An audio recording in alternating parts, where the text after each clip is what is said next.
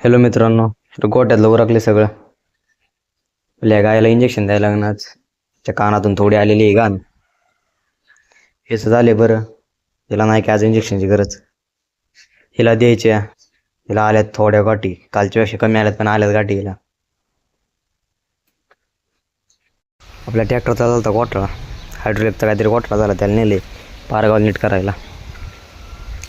Tractor घेऊन एका डोळ काढून ठेवले.